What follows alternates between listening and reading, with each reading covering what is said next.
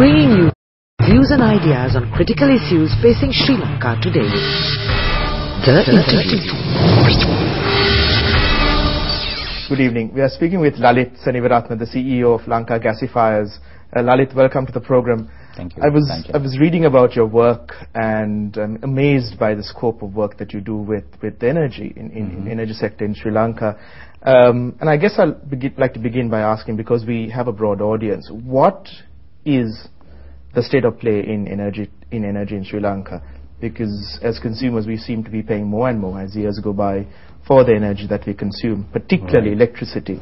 Why is this the case, and is it going to get any better?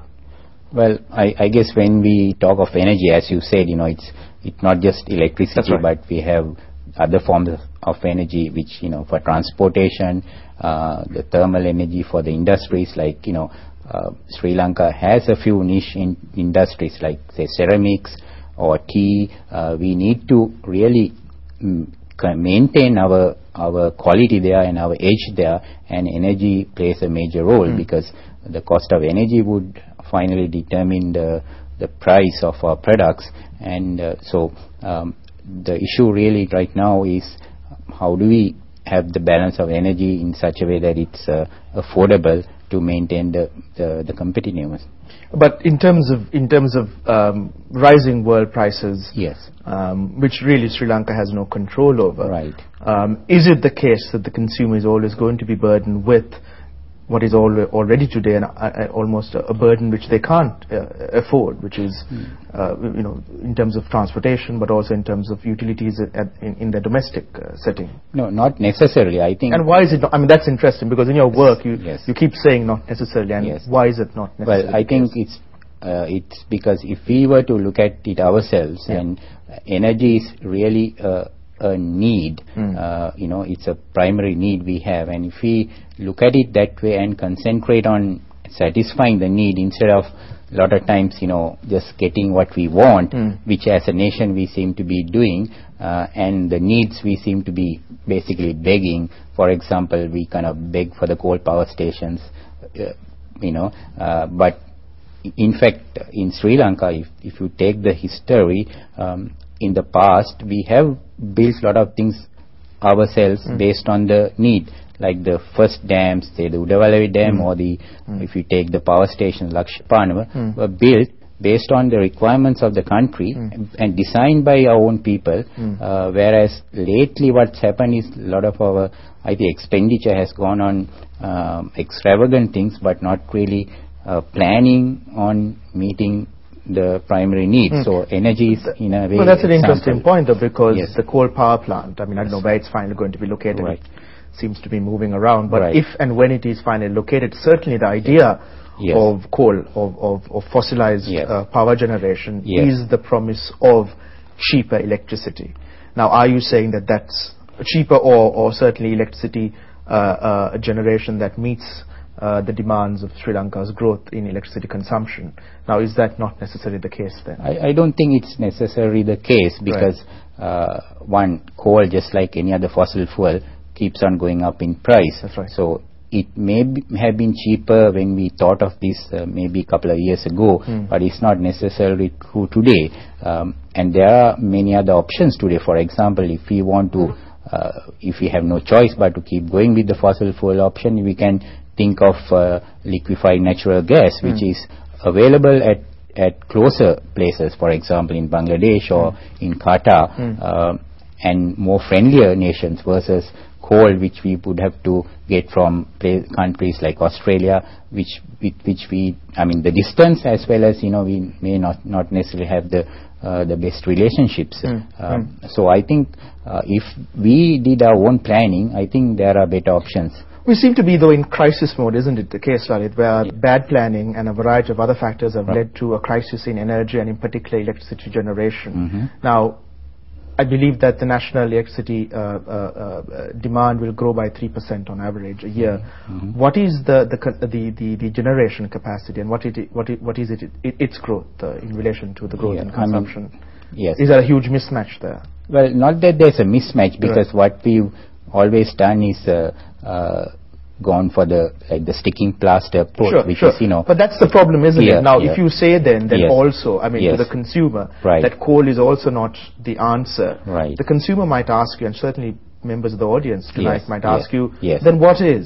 Then well, what is? I mean, I think we got to look a bit inward, even though we have a crisis, if we just look at our energy picture compared to most other countries, we are still doing well, because in fact about 60% of our total energy even today is indigenous. It's from our own biomass, which is the trees which are growing. So that alone is a good starting point to understand that we really are at a good position. We need to build on that.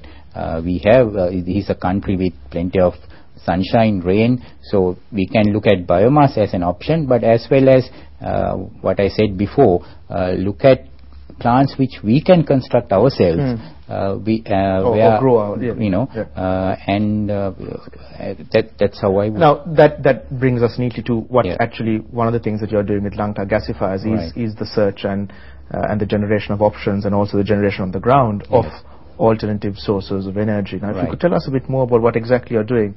Yeah, I mean, in my case, what I've done is looking at more of a distributed energy generation or electricity generation. That means instead of building, big centralized power stations today, for example, by having these big power plants, in fact, we are losing about 20% of our electricity, just the transmission. So, whereas if we had power stations spread across the country, we could, have more efficient generation, as well as we could generate it ourselves, because in the case of, say, dendro or biomass, the people could grow the raw material, which is wood, the fuel, themselves, and sell or supply to the nearby power station. Is this Grisidia that you're talking? Yes, Grisidia or other short rotation coppicing or fast growing species where you can lop the branches and get the fuel. Now, this is something that this technique is something that you.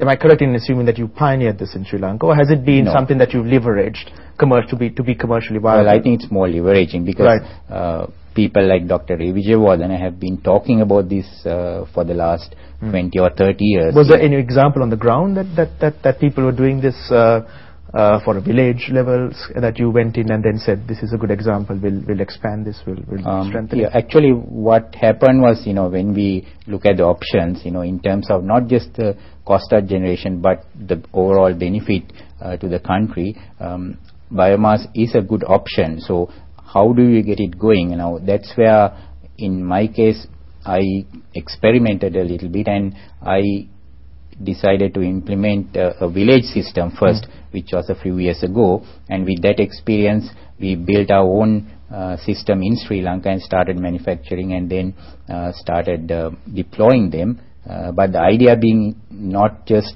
think of very small systems which we are doing right now, to scale it up. But to scale it up, because the way I see it, to me, I look at it very simply. It's like taking the tea factory, which is up in the hills, to the plains, or the equivalent of the tea factory to the plains. What does the tea factory do? It makes people right around the factory grow the raw material, which is the tea leaf, sell it and get an income, and the factory in turn produces a product which is sellable. Now, electricity can be done like that if we had the will to do it. Nationally, what is the level of electrification in the country? I mean, what is the percentage of the population that has regular supply? Yeah, I think currently we have about 75 to 80% of the people are connected served by the national grid. To the national grid, but the challenge is that the next 15-20% are the most difficult. And where, Lalith, would they be located? I mean, is it geographically dispersed, or are there particular regions in the country that don't have electricity? There are certain regions which have very low penetration. And what would for example, the north and east, almost zero. Zero penetration. I mean, north, I would imagine, is very little. I mean, the east may be certain areas, but even places we think are really accessible, which we go a lot of times, say Monaraga district has a relatively low penetration. Now, why is that? Well, I think, the north and the east, say, with the protracted violence on the ground, you probably can come up with an answer, but why Monaraga? Well, I think it's an issue of investment as well, because to serve these communities which are relatively far away, you need to invest in the transmission as well as things like the transformers, which are expensive, and in turn to provide power, their consumption is rather small. For example, few light bulbs, a TV, an electric iron, over those distances. So what you're saying is it's not cost effective for the national grid to reach out to those communities.